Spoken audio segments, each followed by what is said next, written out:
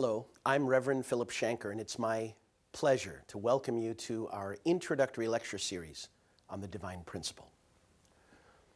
Based upon our understanding of God's unchanging and eternal ideal for the creation and the tragedy of the human fall and humanity's separation from His will, we've been studying the process and providence of restoration, how a loving, wise, and almighty God has been working behind the events of human history to establish the foundation for the Messiah and the realization of His original plan and purpose. We've seen in the parallels of history the invisible hand of a mighty God working behind human events. And as we come toward our concluding presentations, we are getting closer and closer to our own age and time and the ability to understand how God is working now. Let us look at the events of the 20th century on the foundation of our historical understanding and understand the purpose and providence behind the three great world conflicts that took place in the 20th century. Join me. The world wars. When Jesus spoke of the signs of the end of the world and the beginning of a new world in Matthew, the 24th chapter, He predicted that global war would be taking place as a sign of the end of this false history. He said, "You will hear of wars and rumors of wars, for nation shall rise against nation, kingdom against kingdom." Now, in what sense did Jesus understand the future? Did He look into the future and see Hitler and Germany and Japan and the various nations arising? Or did Jesus understand the providence of God and that the original separation of good and evil in the heart and mind of our first ancestors that manifested in the struggle between brothers, Cain and Abel, that struggle would manifest to the family, the tribe, the nation, and finally the world, necessitating a final struggle between God and Satan to retain sovereignty on earth? Let's consider the significance of the world wars, the providential causes of the world wars. Now, from an external standpoint, wars break out due to such factors as conflicts of political or economic interests, struggles over land or people or sovereignty, and clashes of ideology. Yet these are merely external causes. There are also internal causes of wars that are connected to the providence of restoration. What are these internal, providential causes of world wars? First, world wars have resulted from Satan's last desperate struggle to preserve his sovereignty. This is the reason why the Bible maintains that prior to the coming of Christ, the Antichrist will come. Satan, who struggles to retain control and dominion, who sees God working according to the principle to advance His providence, struggles to establish. Evil is in the subjective and dominant position, and evil always strikes first. Secondly, the three world wars have occurred in order to fulfill a worldwide indemnity condition to restore the three great blessings. Humanity is to realize the kingdom of heaven by fulfilling the three blessings. Therefore, a condition to indemnify the false tradition and the lack of these three blessings is a foundation for that fulfillment. Thirdly, the three world wars have occurred so that all humanity can inherit Jesus' foundation, overcoming on the worldwide level the three temptations by which Satan tempted Jesus. Now you remember that those three temptations were also conditions for Jesus to restore the three blessings.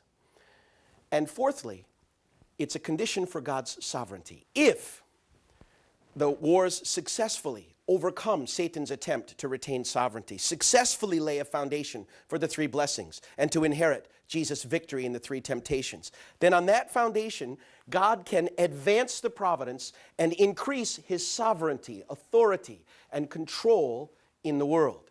So the world wars have taken place to fulfill the worldwide indemnity condition to restore God's sovereignty. Let's look then at the First World War from this providential point of view. Now, in the political sphere, the First World War was a conflict between Abel-type democracies, Christian democracies which pursued the goal of the providence of restoration, the spreading of rights, justice, and freedom, the respect for the religious rights and the spirituality of the individual, creating an environment where God could advance his providence and send the Messiah. So a struggle between these able-type democracies and authoritarian states where more Cain-type democratic ideals were thriving. In the sphere of religion and ideology, the Cain-type nations in this first conflict included Turkey, or the Ottoman Empire, a Muslim nation which was controlling the Middle East and persecuting Christianity, and its allies, Germany and Austria-Hungary. They fought the able-type nations of Great Britain, the United States, France, and Russia, which generally upheld Christianity. These were Christian nations.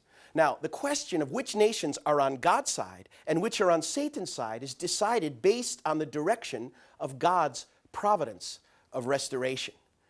Those who are in line with the direction of God's providence or acting in concert with that direction, even indirectly, are on the side of God, while those who take an opposing position are on the side of Satan. So in other words, to place a nation in the position of Abel or Cain, representing God's providential work to restore the kingdom, or Satan's effort to stop the advance of that kingdom, is not decided based on whether France has more good people than Germany, or whether Russia's heritage and history is a better one than Austria-Hungary. It's based upon the ideology and the political movement, whether it can serve the advance of God's providence. So what serves God's providence? Christian democracy, the ideals of Christianity as a foundation for rights, freedom, justice, and belief in God, and the democratic foundation to restore an environment where the Messiah can come and be respected and received. Therefore, nations that oppose that can be used as an instrument of Satan's side. Now, let's then consider the role of each of these powers and the positions they took. In the First World War, the Allied powers, led by Great Britain, the United States, France, and Russia, were Christian nations. Moreover, they had been fighting to liberate Christians who were under the persecution in Turkey. Thus, they stood on God's side. Now, let's be clear. United States, Great Britain, and France were Christian democracies, and thus they could stand in the position of being used as instruments of God's providence. Now, Russia began this period as a Christian nation, but its political system was a corrupt and rather despotic Tsarist monarchy. Therefore, it is for this reason that Russia could not stand in that position and was ultimately invaded through the revolution which brought down the Tsarist leadership and established communism.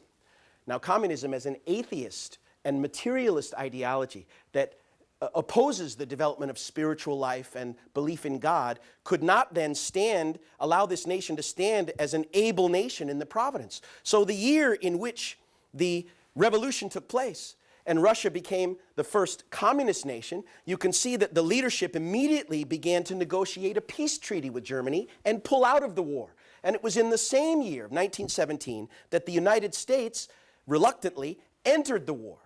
So in this way, there were never more than three nations. First, at the beginning of the war, Russia and Great Britain and France. And by the end of the war, the Allies, the Allied powers, were based on the three Christian democracies of the U.S., Great Britain, and France. You'll see a reason why three nations on God's side stood opposing three nations of the central powers representing Satan's side. The significance of three nations and these positions will be discussed in a moment.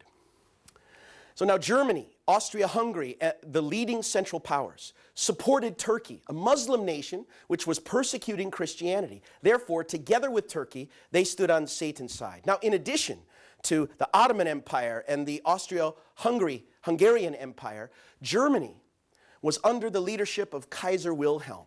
Now, Kaiser is the German word for Caesar, and Wilhelm did have ambitions of creating a global empire, pan-Germanism, world hegemony, and had set himself up as a model or ideal man, in a way, an imitation of the first blessing. Now, if the Central Powers had been successful in World War I, without question, the providence of God centered on the advance of Christian democracy and freedom and rights and justice in the world would have been impeded. What were the internal causes of this first global conflict? First of all, the war had to take place to fulfill the worldwide indemnity condition to restore God's three great blessings at the formation stage. There should appear, at the end of fallen history, an unprincipled world which has realized a distorted outward form of the three blessings at the formation stage, an attempt by the sovereignty of evil to establish control and retain it in advance of God's providence. This is the significance of the rise of the Kaiser, his goal of pan-Germanism, and his desire for world hegemony, which would have blocked the advancement of God's providence. Now, God's side should then prevail over this unprincipled attempt to fulfill this global indemnity condition. Now, second, the First World War took place in order to have people on God's side collectively overcome Jesus' first temptation on the worldwide level. By prevailing in his first temptation in the wilderness, Jesus was able to recover the foundation to restore the perfection of his character. You remember that Satan tempted him after 40 days of fasting and hunger that he should turn stones into bread in order to satisfy his hunger. Jesus maintained the position of his mind and spirit over his body and said, "Man shall not live by bread alone, but by every word that proceeds from the mouth of God," restoring the basis for individual spiritual maturity and the first blessing. Likewise, by prevailing then in the First World War, God's side laid the foundation for Christ's return. This was the basis for Christ to be born and grow to perfect his own individual character. Now, the third providential cause of the First World War took place in order to lay the formation stage foundation for the restoration of God's sovereignty. Democracy, which arose as the final political system to pave the way for God's ideal, with the mission to restore God's sovereignty. In the First World War, God's side was to be victorious and expand the democratic world. Now, this was to take place through the establishment of a global organization where the interests of every sovereign state was represented in a democratic process. This was to be the League of Nations. And secondly, the effort of the victors in the conflict, the allies, to rebuild the vanquished foes and bring them into the community of democratic nations. However, both of these efforts fell short and failed. U.S. President Woodrow Wilson said that the purpose of World War I was to make the world safe for democracy. At the close of the war, Wilson came to the Treaty of Versailles with a 14-point plan for how to reshape the world as a democratic world, which would have been a foundation for God's providence for the future.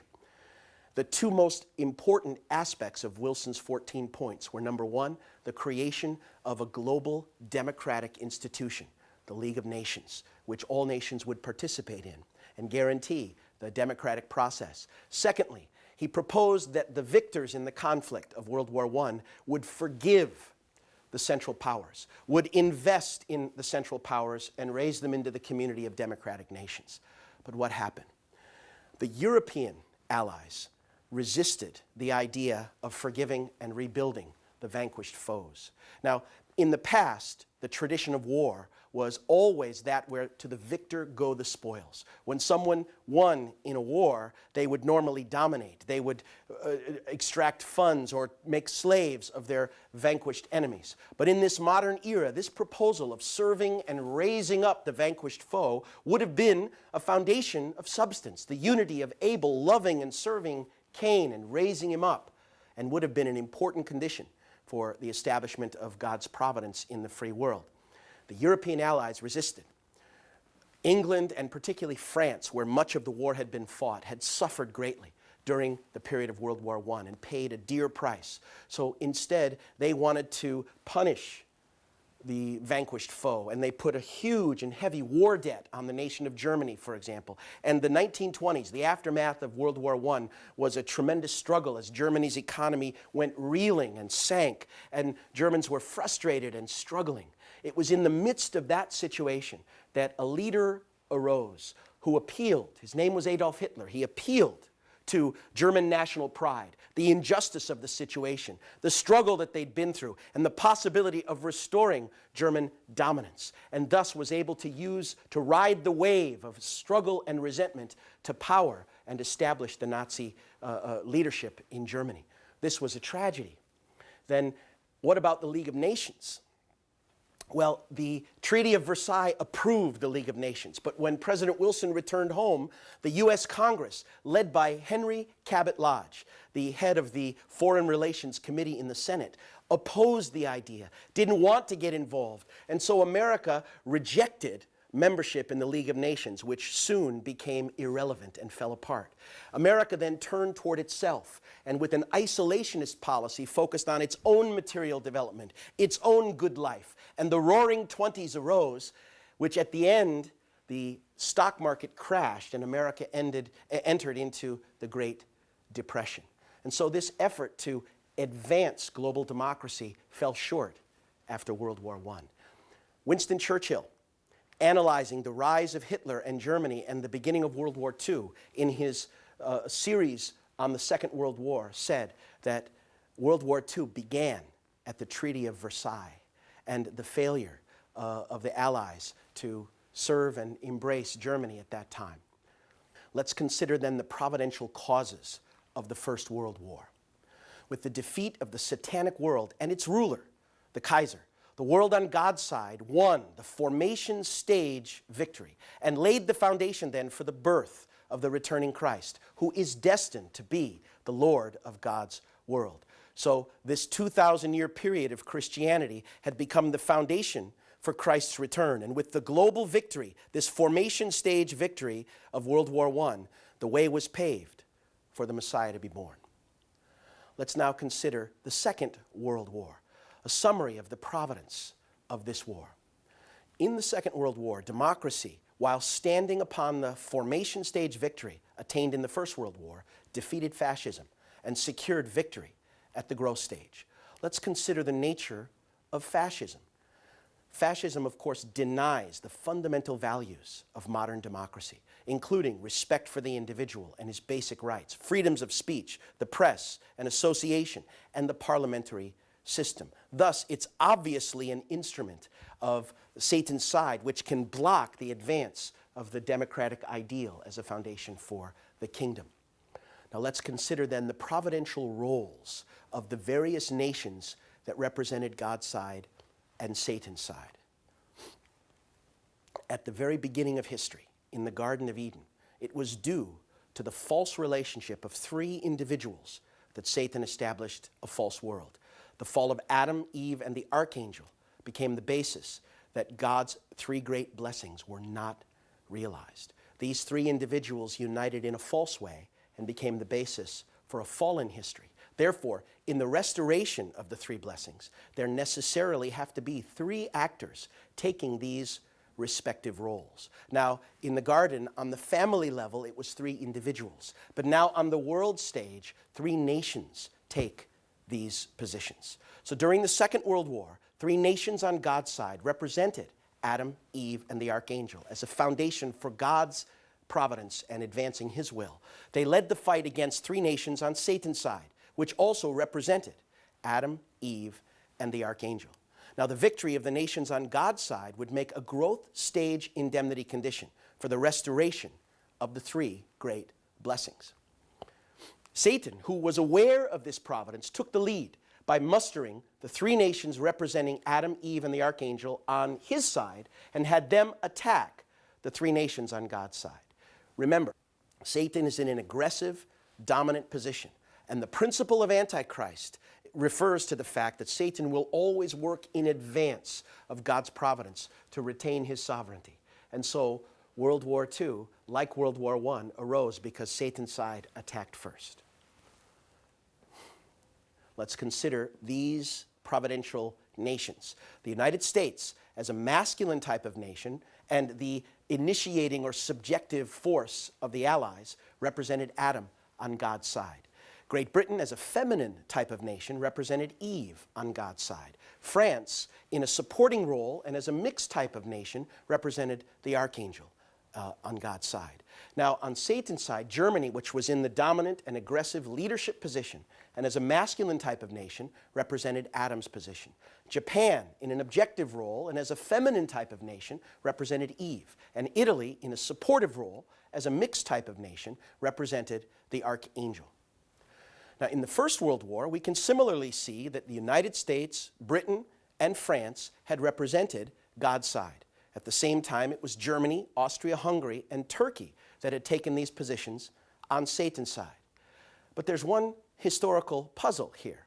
The Soviet Union, which was a nation now clearly on Satan's side, participated in the Second World War as part of the Allies, on God's side. Now, how was that possible providentially? When the prevailing social order obstructs the formation of new societies, including those that would further Satan's goals, then you'll see even cooperation between Satan's side and God's side to destroy it. In this way, the Soviet Union in the Second World War joined forces with the nations on God's side to destroy fascism in order that it might quickly advance and build up a communist empire, the communist world. Consider how that was done. Actually, the Soviet Union under Stalin made a secret deal with Hitler prior to World War II, the division of Poland, which helped to initiate World War II. And at the end of the war, the only nation that actually was a victor, expanded its territory and got result was the USSR, which could quickly expand on the foundation of the treaties after World War II. In this way, we could see how the Soviet Union used this opportunity to expand the foundation for global communism. Now let's then consider the providential causes behind this Second World War. First, the war broke out to fulfill the worldwide indemnity condition at the growth stage to restore God's three great blessings. Again, at the consummation of history, there will surely emerge an unprincipled world which has realized defectively the outward form of the three great blessings now at the growth stage. Satan's second attempt